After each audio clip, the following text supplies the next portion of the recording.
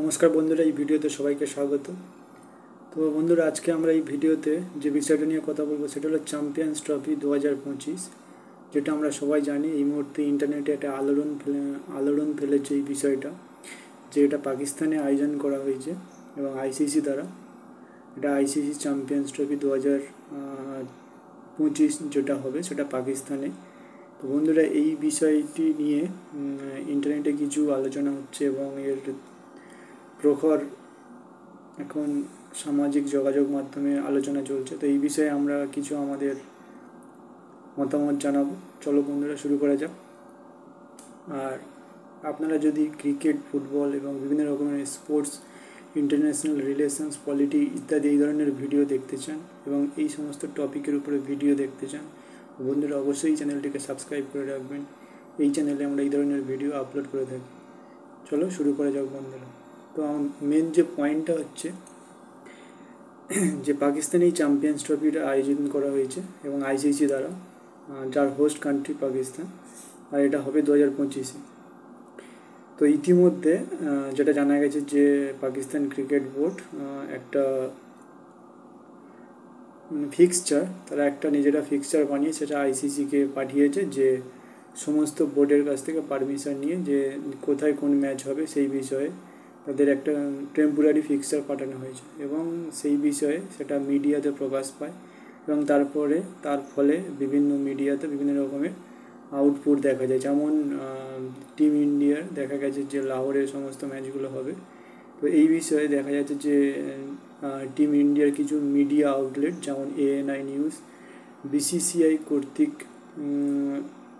বিসিসিআইয়ের source দ্বারা প্রকাশিত কিছু নিউজ ANIতে প্রকাশ করা হয়েছে যে টিম ইন্ডিয়া পাকিস্তানে চ্যাম্পিয়ন্স ট্রফি খেলতে যাবে না। তো এই বিষয়ে যখন এই নিউজটা প্রকাশিত হলো, তারপরে পাকিস্তান মিডিয়া এবং সোশ্যাল মিডিয়ায়, সামাজিক যোগাযোগ মাধ্যমে বিভিন্ন ধরনের আলোড়ন সৃষ্টি করেছে যে টিম ইন্ডিয়া যদি না যায় তো সেক্ষেত্রে পাকিস্তানি মিডিয়া এবং পাকিস্তানের এক্স ক্রিকেট যে ক্রিকেট স্টাররা রয়েছেন তারা বিভিন্ন টেলিভিশনে এবং বিভিন্ন ইন্টারভিউতে বলছেন যে ইন্ডিয়ার আসা উচিত। যদি ইন্ডিয়া না যায় দেন ইন্ডিয়াকে ছাড়া তারা এই চ্যাম্পিয়ন্স ট্রফিতে আয়োজন করবে।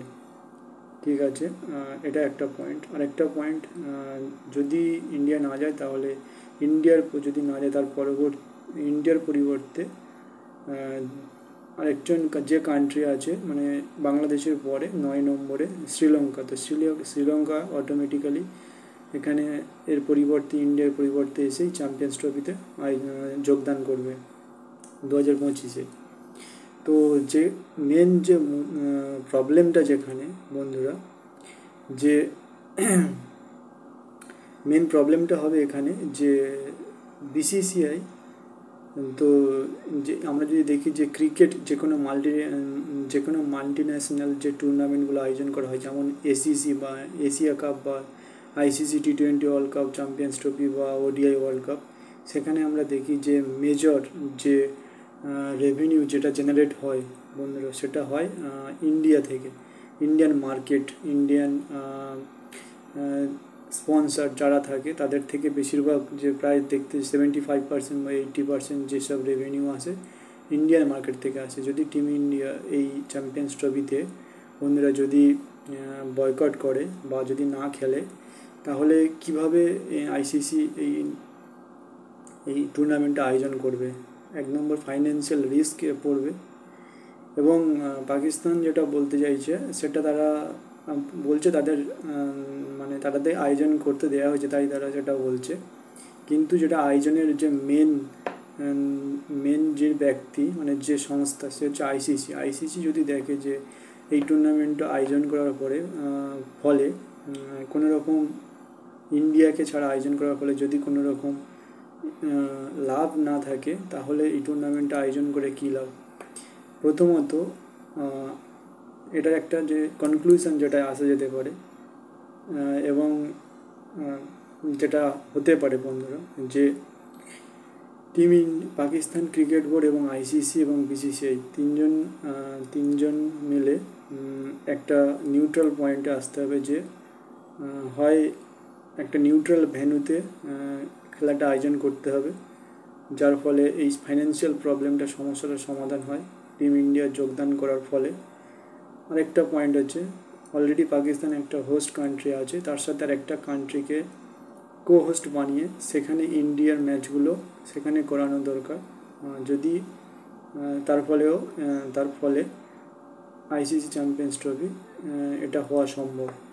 3 নম্বর যে পয়েন্টটা, এটা আবেগপ্রবণ হবে পাকিস্তানি যে পার্সন আছে, Pakistani news anchor, news channel এবং এক্স ক্রিকেটাররা যেটা বলছে, যদি ইন্ডিয়া না যোগদান করে তাহলে শ্রীলঙ্কাকে তারা সেই জায়গাতে মানে সুযোগ করে দেবে খেলার জন্যে।